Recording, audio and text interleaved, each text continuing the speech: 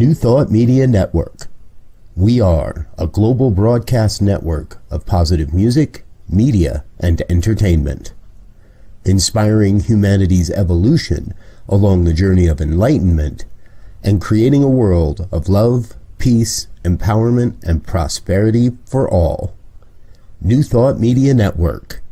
Positively inspiring.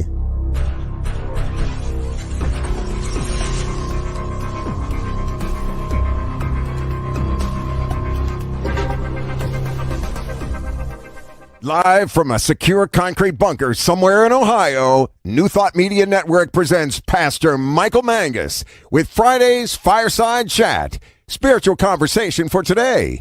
Here he is from the secret radio room, surrounded by thousands of watts, Pastor Michael Mangus.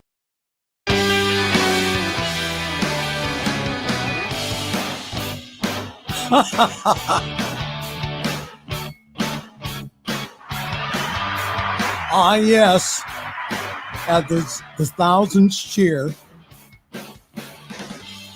Well, good evening to everyone across the United States and also around the world. Once again, it's time for another fun-filled throwback and yes, guaranteed exciting edition of the Fireside Chat here on the New Thought Media Network. Listen, folks, we're live, okay? Stuff happens. Well, I think I got all the technical stuff taken care of, so that's fine.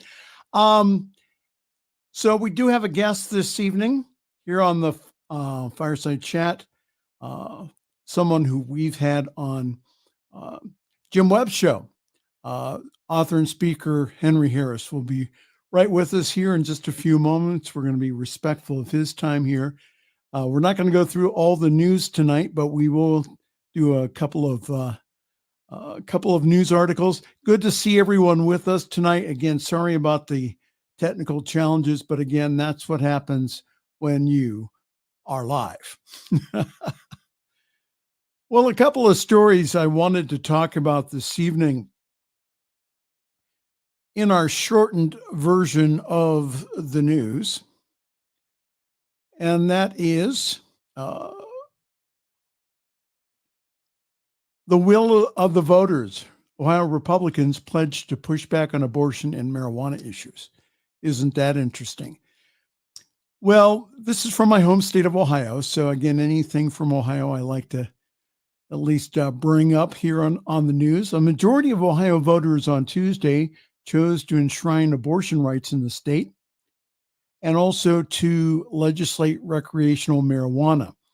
Almost immediately, the top Republican officials here promised that they would try to unravel what the voters approved.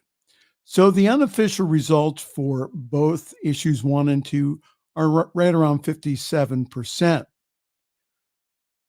Now, what I find interesting is that, especially on issue 1, which is codifying the right for women to have safe and legal abortions here in the state. This is from a representative, Representative Huffman from the state of Ohio. He said, "Life is worth fighting for.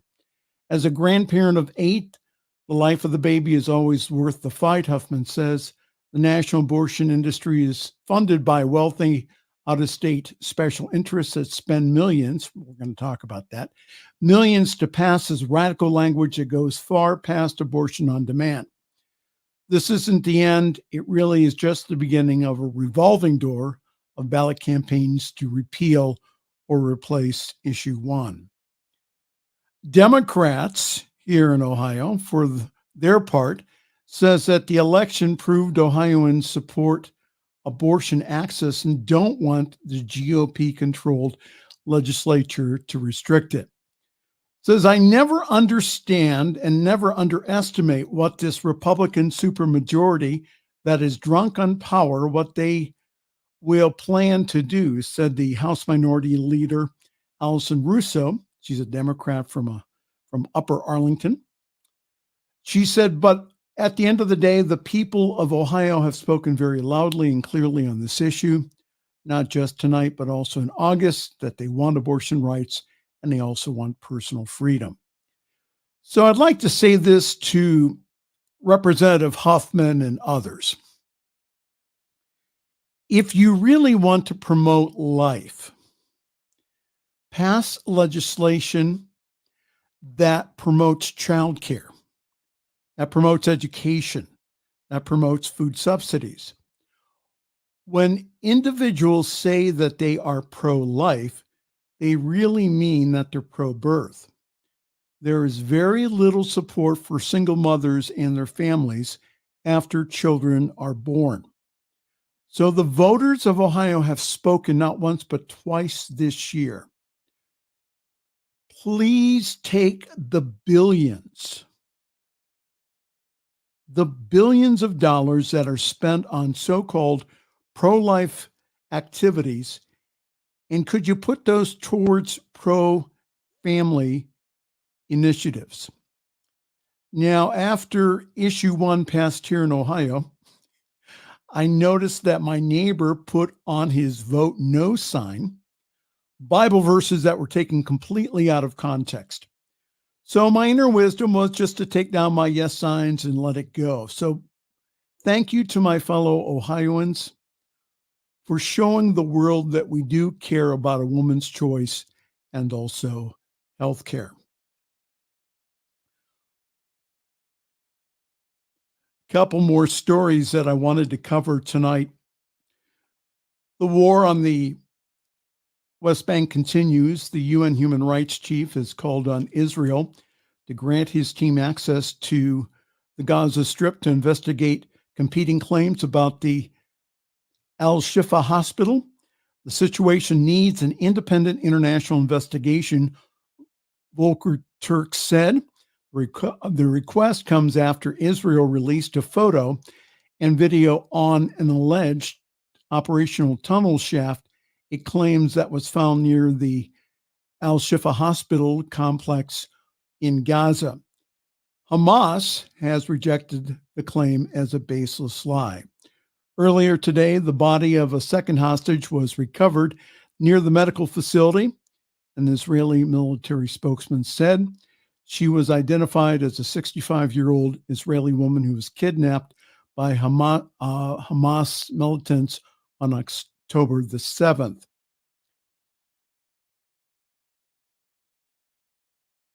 So this has caused backlash and also protest in our country.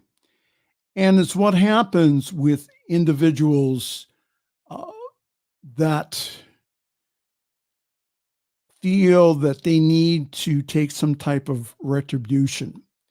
They usually take it out on, unfortunately, not the individuals who caused it, but in the case in our country, they take it out on Israelis and also Palestinian individuals. The Department of Education has launched an investigation into 7 schools after receiving complaints about alleged incidents of anti-Semitism and Islamophobia. They are the first investigations of this kind by the Department of Education since the October 7th Hamas attack. At the conclusion of the investigations, the department will make recommendations to the schools which risk losing federal funding if they don't comply. Earlier this month, the Department of Education issued guidance to colleges and K through 12 schools to maintain a safe learning environment amid a rise in global tensions, reminding them that they have a legal obligation to address incidents of discrimination, including against those who are Jewish, Israeli, Muslim, Arab, or Palestinian. Hating individuals does not help. That is why praying for peace in the Mideast is so important. And we can all make a stand against discrimination. Hate speech and actions just promote more hate. So my prayer is that personally that I am purged from all hatred against anyone. I heal the world when I heal myself. Remember oneness. a concept that we talk about in our centers. All right, enough of me. Good to have everyone with us tonight. This is the Friday Evening Fireside Chat here on your New Thought Media Network. I am Reverend Michael Mangus. We're going to do a couple of announcements here, and then we're going to go right into a break, and then we'll have our guest on. We have a very special one this evening. As I find my banner. Okay. Our special guest is author and speaker Henry Harris. We've had Henry on the Sunday evening show, which is called The Miracle of Prosperity. So we're glad to have Henry with us this evening. He'll be talking about his new book called The Sting of Rejection, and also give us some insight into his life. And again, it is probably one of the more inspirational messages that I've heard from an individual in a long time, especially on our network. So author and speaker Henry Harris will be with us here in just a moment. All right. I am parking myself at Summit CSL. So for more information, go to summitcsl.org. There you will find information about our wonderful Sunday gathering at 10:30 Eastern Time. It's also 7:30 Pacific. Grab your cup of coffee, your tea, your espresso. Please join us. And we do have one of the best services I have seen in New Thought. And this Sunday, our speaker will be Summit Music Minister, the Reverend John Miller. So go to summitcsl.org for more information on how to join our Zoom call. It's coming up on that time of year, the end of the year. And I'm going to ask every one of you, if you have not supported us financially, could you please consider giving a year-end gift?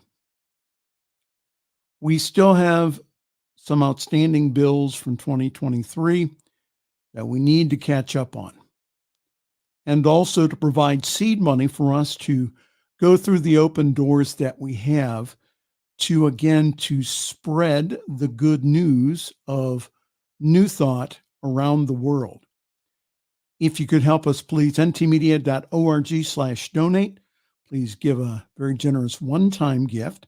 Or if you would like, you can also give on a monthly basis. Sustaining gifts like that really help us out because that's what we form budgets off of. That's how we pay individuals and staff. Again, it's based upon those numbers, not based upon the one-time gifts. So again, your consideration in your year-end giving would be greatly appreciated. ntmedia.org/donate. All right. We are going to do a couple of messages, and then we will be right back with author and speaker Henry Harris. This is a Friday Evening Fireside Chat here on your New Thought Media Network.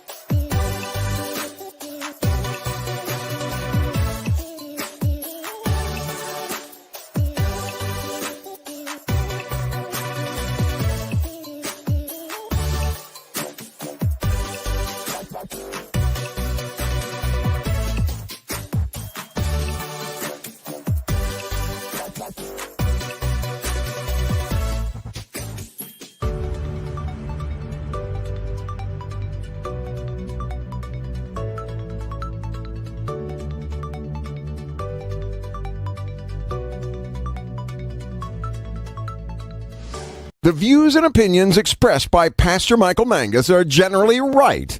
However, they are his own and do not reflect the views and opinions of New Thought Media Network, Centers for Spiritual Living, or any other person living or dead.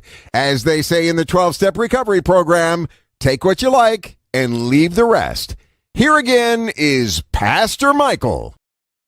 It is a real honor this evening to have on a gentleman who does not do many interviews. Brother Henry Harris is an author. He also is a speaker, and he has a we call it in the church a testimony, but it's a really wonderful story about how that he has overcome rejection in his life. The new book coming out here next month, in January, is called The Sting of Rejection. And what Henry is talking about is how to overcome that, how to take a no and keep on going. It is my honor to have with us this evening, all the way from his home studio, with his white microphone, of which I must confess this evening, Brother Henry, I am a little jealous of Brother Henry Harris. Good evening, sir. Welcome to the New Thought Media Network and the Friday evening Fireside Chat. Well, Michael, thank you so much. It's such an honor to be with you tonight, and I don't take it for granted. So thank you so much for this opportunity. All right, so let's talk about, now again, you've had a YouTube channel for many years, and that you received coming into this. Now, you come from a Baptist background, is that correct? Baptist and Pentecostal. Baptist and Pentecostal background. So what was it like growing up in the church as a Baptist and also as a Pentecostal? Well, the Baptists were more quiet. But I was raised in a church setting, and up till I was up to the age of 17, 18, I thought the whole world revolved around church. And I'm kind of find out that the whole world didn't revolve around church. The world was so much bigger and brighter, and there was so much more to just revivals in church and youth camp. I was participating in all of that. So my parents pretty much raised me in the fundamentalist, movement. I was part of Christianity growing up. I attended a Baptist church. Then we went from that to Pentecostal church, and I have to say it was a pleasant experience. So what happened to you? What was your kind of change in viewpoint? Your Christian views, from what I understand, have shifted over the past several years. So talk to us about what happened to you, and then how did they start to shift? I would say that I have a good friend named Cal Butler, and he always says thinking is good.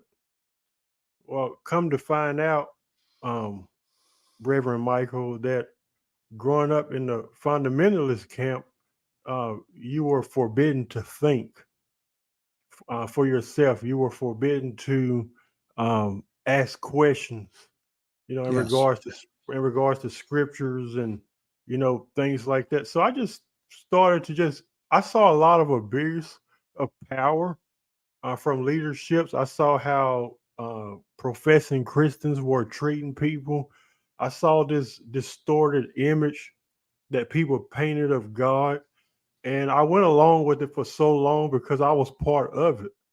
But at the same time, I felt like I said, something ain't right with this. And I just started asking questions and started to dig a little bit deeper into it. And the more I did that, it seemed like the more freer I became spiritually, theologically, mentally, psychologically. It's almost like the scales fall off of your eyes when you start to see and start to question things. Sometimes I get a lot of flack for challenging the religious system. But at the same time, I'm not doing it to attack people or to hurt anyone. I'm mainly just against, manipulation, abuse, and anything that's not of love's kind. Right. And I think that too that I know that you're familiar with Bishop Carlton Pearson, who Hmm. I am still praying for the miracle. I don't care. I'm still going to pray for the miracle, my ordaining bishop. And it's just that this is what I've seen with people who have shifted their beliefs or shifting, is that what happens is that, again, they're called a heretic by the church because they do ask questions and they do find out that the Bible in and of itself is a very wonderful book or library. Hmm. However, that there is discrepancies in it. There's discrepancies in scripture. There's discrepancies um, about the prophecy of Jesus. Again, if you take scripture from the Old Testament to the New Testament, like done especially in the Gospel of Matthew, the one verse says that the Messiah will be born from a virgin. And again, quoting Isaiah. That's not what Isaiah was. If you go back to that verse and go back to the original Hebrew, that's it. It was a young woman, a young woman. So Hmm. there's a lot of things, again, that when you start seeing some of the discrepancies, that individuals will start attacking. And I see that on your page, um, where that you go ahead and you throw out something, and then they go ahead and um, good Christian people who Yeah. you are going up against their BS or their belief systems, that instead of researching like you did, what they do is they come back. And I remember just one comment from this one woman that I read tonight about they just come back with more scriptures, not understanding that there's a backstory to all of that. So tell us about the one thing is that you started to kind of branch out, and you said that you'd like to do like a podcast or YouTube channel. And then what kind of feedback did you receive, especially from the church? I started my show in 2009. And at that time, I was very heavily involved in ministry. And I was, at that time, I was praying and asking God. I was like, I feel like I'm not connecting to people, in a personal way, um, personal level. And I said, I would like to connect with people on a personal level. You can't do that when you're preaching like 2 or 3 services a Sunday. It was like you go in and you speak, and you're going out the back door. That's how massive my schedule was. So I didn't know nothing about media. I didn't have the resources, the money. But I was telling one of my friends about it, and he helped me set up a YouTube channel. Then I was thinking to myself, what could I name the show? And nobody could have ever came up with the name the Brother Henry and You Show. And I was being sarcastic. I said, well, I know who I am, but what is the and you part? And I felt like Spirit was kind of telling me that I'm gonna give you the ability or the capability to at that time to minister to people on a personal level, and not just spirituality. We talk about mental health, sexual health, relationships, marriage, divorce. I've been through a lot of that, and my goal is just to to help people get from point A to point B. I don't have all the answers, but I think that as you ask questions, as we talked about earlier, I think that's the starting ground right there. Not everybody approved of it, even in the church, because at that time I'll be 37 in January, but at that time I was probably right about 21, 22. So I was very young, very naive, excited. And you would think that the church would be uh, pushing. Let's push Brother Henry. I didn't really get much of that. I had very little support from the church world. I was told that you're not gonna make it. You're not qualified. You're not good enough. You don't know what you're doing. And as a young man, that really discouraged me. And I'll be honest, I went a few months without even filming or doing anything. But some just told me deep down on the inside, are you gonna be defined by their no, or will you continue to do what I've coded and called you to do? Yes. And I'm glad. Almost 15 years later, I'm glad that I've stood with it. And those who have followed me on Facebook, if I had given up and listened to what they said I couldn't do or what they said I couldn't accomplish, I wouldn't have had the chance to interview Robert Tilton that you just said, and Dr. Maya Angelou and Bishop Carden Pearson. So many people. Pastor Jamal Bryant, Reverend Jesse Yes. Jackson. I've Man. interviewed people in the political world, the spiritual world, gospel singers. We're talking about like household names, and those are just a few. Dr. Charles Stanley, Pastor Bill Winston, Marilyn Hickey. I can just name Wow. all. And if I would have listened to them, I would have never Judge Mathis. He's another one that came on my show.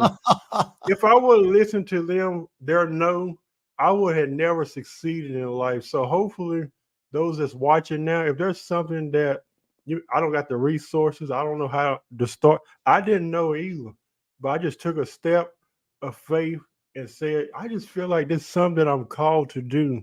And when I did that, the door started to open. Nobody knew me, and I just that's just my encouragement to those that's watching, that there's nothing impossible with you. You're not defined by their no. All you need is just one yes from God. That's all you need.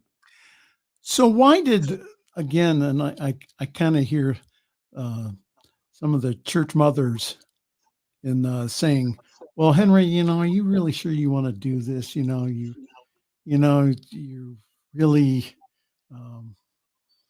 it's, you don't have the skills, you have some issues on other ends, and I could just hear you say, well, I'm just still going to do that. And the reason that you inspire me, my brother, is because that you went ahead and, despite all of individuals' no's, is you went ahead and said, you know what, I'm just going to do it anyhow. So you said again that you went ahead and you started asking A-list people in the church world and also in the political world to be on your program, and they did. You were mentioning about Reverend Tilton and how that he does not grant interviews very much. Oh no. And so you were able then to get in to talk to Robert Tilton. And some of these people have been ostracized by the church. So when you go, I know you go and speak at churches now, what do they say now? I think as it relates to speaking in churches, that's very rare these days. When I first started out, I was speaking in like churches all over the country. Since I've pretty much disassociated myself from the religious system and its attachments, I don't really get invites anymore, and I'm okay with that. I'm okay with that. I have a show that's reaching thousands of people every Sunday, every week. We do a show. I do have a few pastors that will call me from time to time. Henry, can you come play the piano? I try to create my own world, so to speak. It used to bother me that people would put on conferences and stuff, and you were good, but at the same time, for some reason they felt like you weren't good enough where they could put you on the program to speak. That it don't bother me anymore.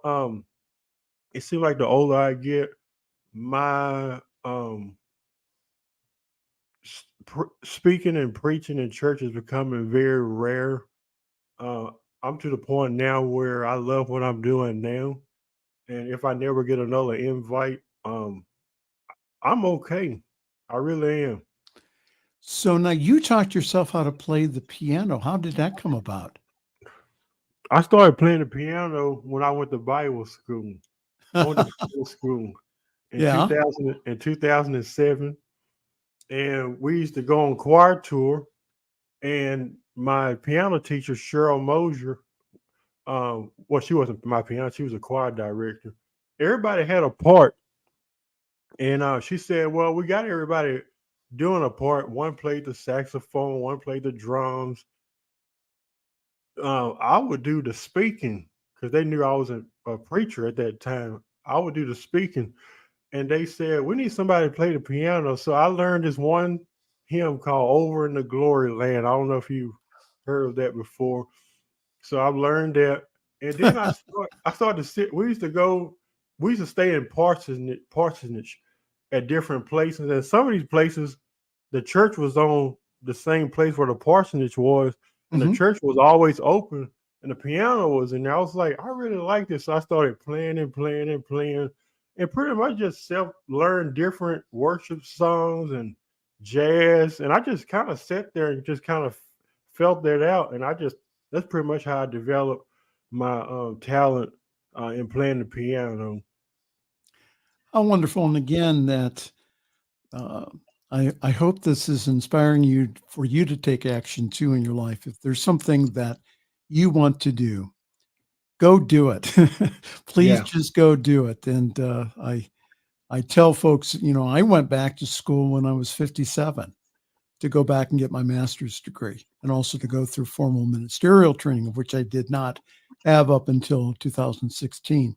So I just went Mhm. ahead and did it and just put one foot in front of the other. And that's what I really want to encourage everyone this evening, by having Henry on, is that you go do what the Lord Spirit tells you to do. You are here on purpose. You are here on mission. You are here to shine your light. And like Henry, is that there are some people who are not going to like your light, and that's okay. That really is. You can go ahead and you can let them go. So, Henry, talk to me about how you became an author. What happened there? I always love to write. If my teacher is on Facebook, she'll tell you. As a kid, I used to just write all the time. I never thought I'd be an author though. I've never been one of those people that's like, oh, I want to do a show. Or I want to be an author. I want to do this because everybody else is doing. I've never been that type of person. But I've always loved to write because um, I'm very creative in thought. It plays out in my head, so to speak, like a movie. What to say, and I can sit there for hours and think and write. So I would say pretty much that passion developed um, at a very early age, attending school. So that caused you to write your first book. Tell us the title and why did you write that? My first book, I believe, came out in 2022, Facing Our Wounds. Uh, there are so many people. We are a traumatized people. All of us have been well, that's by religion, by a bad marriage. We've all been traumatized in some way. So that book pretty much focuses on trauma, but also it focuses on pain because trauma is a universal language. It's something that we've all go through. The title of the book is a little bit triggering because it's called Facing Our Wounds. And typically, um, many people do the opposite. Instead of facing our wounds, we do what? We go the opposite way. We don't want to revisit what traumatized us. So what that book does is it helps get people to a place where they can learn how to navigate and deal with the trauma in such a effective way that when and if it does come, you'll know how to handle it. So what I've noticed, especially in the church world, and I've done this too, is go ahead and put a good, the spiritual Band-Aid on all my past hurts, thinking that, okay, well, the Lord will heal them. And then they come up to bite me as far as with any type of, for me, it was addiction. It was depression. It was anxiety. So what is your opinion about individuals putting on the spiritual Band-Aid, and what is the solution to that? I would say, because I deal with depression from time to time, or at least I feel depressed, like literally for no reason. I feel like the church, I guess I would say, I feel like the church by large is really not a safe space for people in regards to mental health and depression, because I've been in a situation one time where I was very depressed, and I went to this individual that I was extremely close to, and all she could tell me was, "Well, it's a demon, it's a devil," and I was like, it really made me feel like very low, like in the time of desperation where I really needed help and really needed assistance. I didn't really get that, and most believers today, they're not, when it comes to logic and reasoning and just sitting down at the table and just saying, "Hey, these are my struggles." Who can one go to that's really struggling with depression in the Christian community? I'm finding it very few in between, and I'm not saying it doesn't exist. There are spiritual communities out there where you can. But I just think, and growing up in church where depression was demonic, mental illness, you got a demon, it's a devil. They will always write it off, and they'll do their little prayer, spit up in a bucket, speak in tongues over them. And I don't know if I believe in that. Just, I mean, to be honest, because it's like, because I just feel like the solution probably should be to find someone that's a safe space where you Yes. can go, to, and well, they could be a therapist. If you have to pay a therapist to be quiet, they get paid to be quiet. They can't tell you. Go to a therapist. It's hard today to go to a pastor or to to someone, especially in the religious community. And I can talk about that because I came from that, because they're going to diagnose you as it's a devil or it's a spirit, it's a demon. And sometimes you just need somebody to just, can you just be real with me just for a moment? Because it's just hard to relate to people who over spiritualize everything.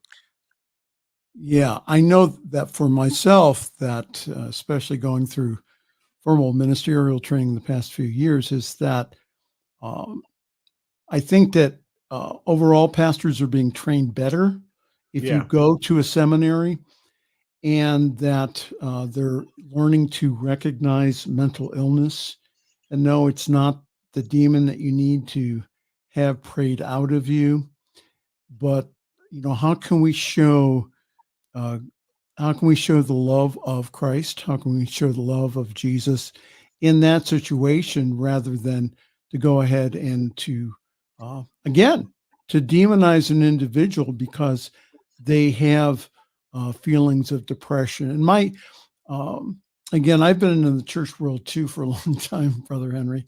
And that's what I've seen too. I've seen again and some really bad counsel coming from the pastor's office, especially about. There are also Go ahead. churches. Oh, I'm sorry. There are also churches too that do have mental health departments, and I really love that. There are some pastors now that are, if they feel called to that, they're actually going to go get their license in that area of mental health. So I think that's a plus, for anyone who's in ministry that's dealing with people. They should have a department or something. I know a lot of churches don't, but I just feel like everything is not a demon. Right. And also I think that too, the chaplain's training now when you are trained to be a chaplain, that you're trained to love everyone, no matter where they're at. Don't try to change them. Don't try to proselytize them. Just, again, be where they're at with their beliefs, and then have them, with their beliefs, have them use those beliefs to get better, to support their recovery in whatever way that is. So tell us about the new book coming out in January called The Sting of Rejection. What made you want to write that as your second book? Well, The Sting of Rejection is a book that will help people to live their lives from the inside out instead of from the outside in. Often people ask me, well, what does that mean? Oftentimes we put a lot of emphasis and focus on the outside. Let me give you some examples. Um, they don't like me. They don't affirm me. They don't accept me. They don't approve of me. All these things that we look for on the outside, when it's such a beautiful thing where you can give to yourself what you're looking for in other people. So the book will help you to live your life from the inside out and actually kind of revert and ask yourself, do I even like who I am? Have I fully embraced and accepted me? Do I validate myself? And that's what the book pretty much does. It helps you to do that. And also, what it does is, I feel like um, I feel like a lot of people are hurt in the area of rejection. If you look at the cover of the book, it shows a man standing pretty much in the desert alone, and we've all done that. Rejection has become a place of identity for many of us. It's become our home, and we feel like it's going to always be this way. Isolation has become an identity for many people. But I feel like we don't have to stay there. We Those are experiences that we may go through, but we are not those experiences that we may face. Unfortunately, when we don't know who we are, we become vulnerable and open to what people say, feel, and think about us. So the book will help to get you out of that area of what people think, feel, and say about you. Because when you know who you truly are, you'll tell yourself, I will not accept anything that doesn't match the truth of who I am. Well, who am I? Who are you? I didn't know who I was at one time. And then I had to look myself in the mirror as I was writing this book. I said, Henry, I know you feel this way about yourself. But he said, but I felt like in my heart, I was saying to myself, uh, you feel worthless, you feel lost, you feel abandoned, you feel isolated, you feel alone. And I started to tell myself, I'm pure of heart, but I make mistakes. I'm pure of heart. I'm good. I'm amazing. I'm awesome.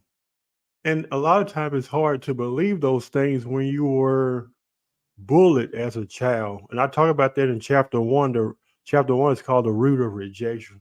I go all the way back. Um, when you have dealt with rejection as a child, it makes it so hard, especially when you're going into and as I was writing this book, it explains so much about, you know, why maybe I had to go through two divorces in my life, and why relationships haven't worked out for me at from time to time. And I think a lot of it was just rejection. I took my that what the rejection I dealt with as a child into my adulthood. So I'm so glad that even though it hurt, even though it was like ouch, even though it was a sting, I had to I had to deal with it. And that's why I'm calling it the sting of rejection. There is so much more to this book than that. And I'm so glad you asked me the question. Well, you're welcome. And I think that a lot of people um, do deal with that. I mean, I'm a survivor of abuse and also bullying.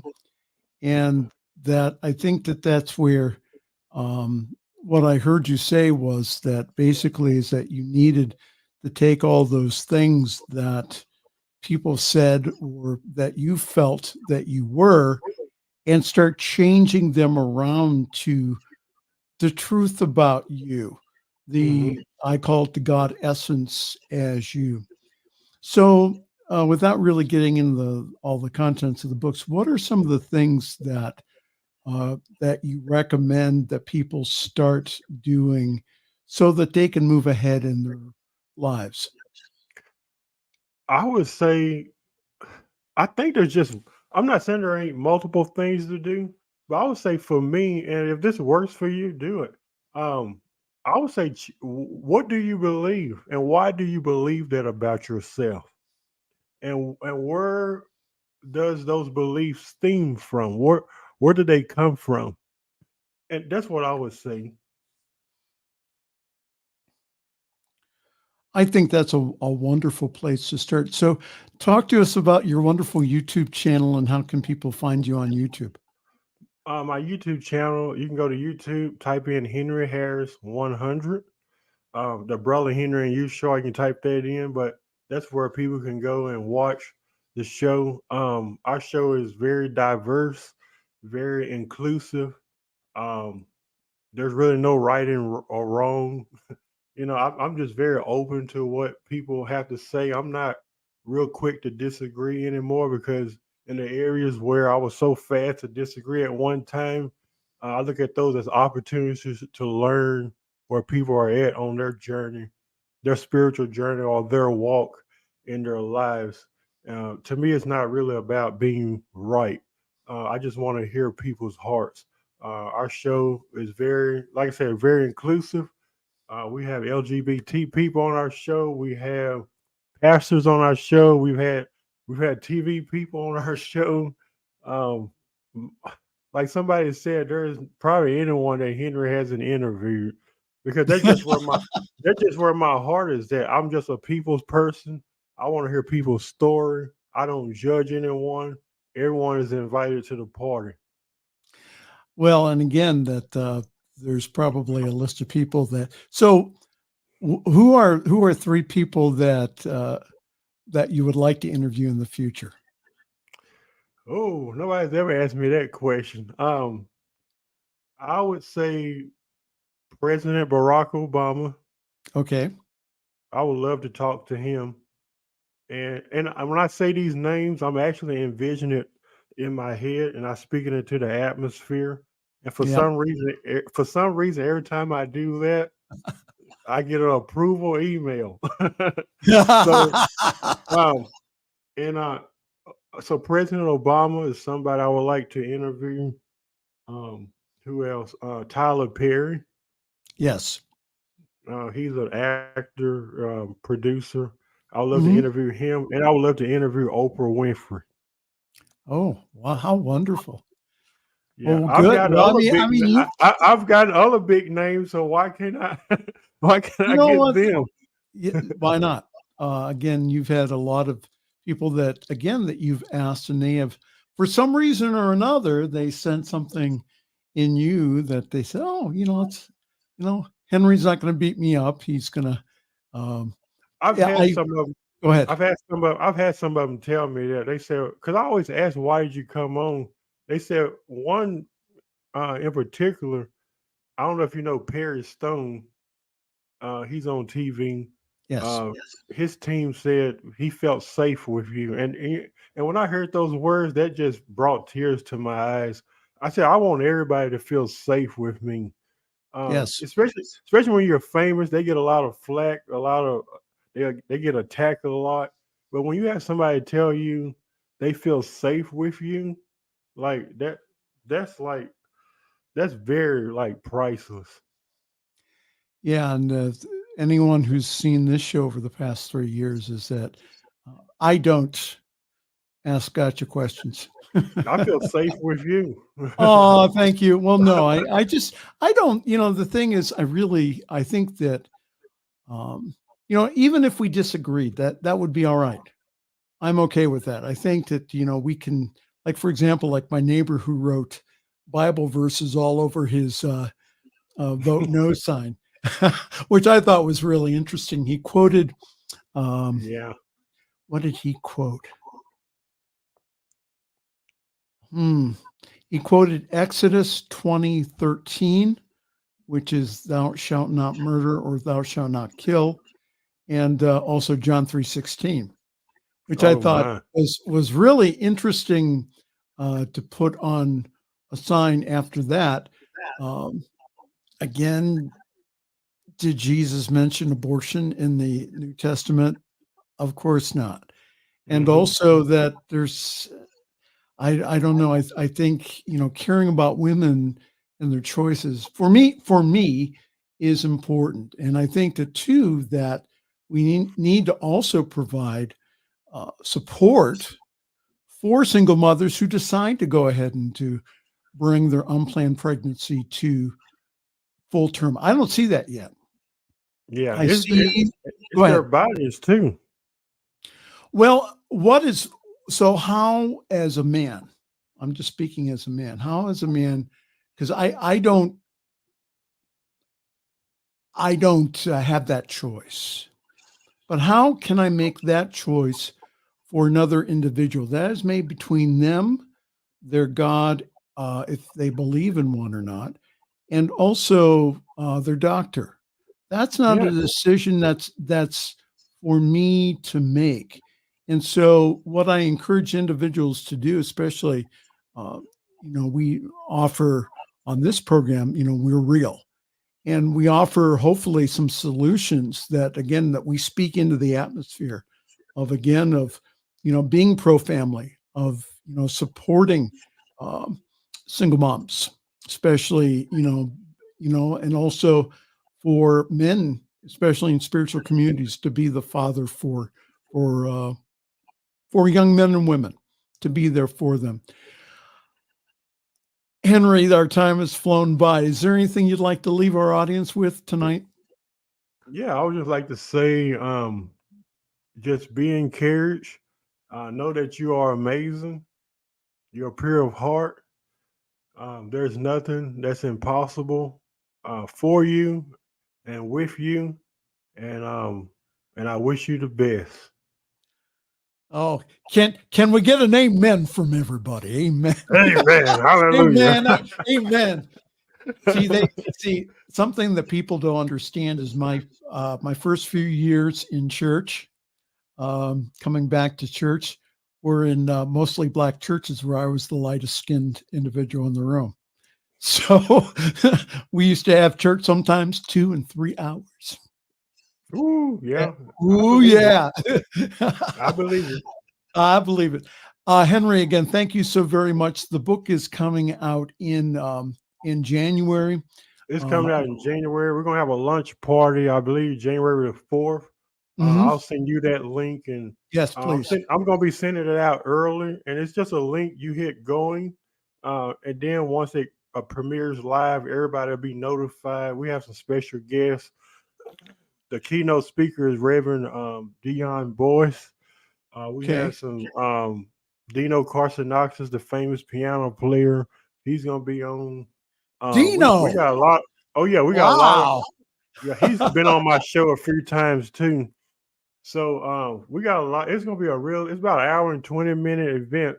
There's going to be some singing, some meditation, a little bit of everything on there. People giving some encouraging words on what rejection means to them. But it's going to be a great lunch party January the 4th. So everybody should be expecting to get that link here soon. Dino Carsonoxus, who used to be the piano player for Catherine Coleman. Coleman, he's come on my show about 4 times. Yes. Yeah. Talk about an interesting past. You should read something about Catherine Coleman and all the stuff that she had to go through. Yeah. I mean, it was not, she was not an overnight success, had a divorce that she went through and a lot of other things, but she kept on, keep on keeping on. And that's exactly what she did, And I want to say this to everyone out there. Again, if you have a desire in your heart, and especially if it has not gone away, please go do it, because that's a spirit in you saying, just go do it. and you will be supported on the way. You will be guided on the way. And again, that if there's any way our network can help, again, prayer@ntmedia.org. We also have counselors and pastors that are available to talk with you, to support you on your journey. And so if you don't feel that you have a church home or you have support, you do here. Believe me. Brother Henry, I'll see you in probably around a month on Jim's show. Again, thank you so very much for being on our program this evening. Looking forward to the new book, The Sting of Rejection, which will be out in January. And again, thank you for being the bright light that you are in the world. Thank you.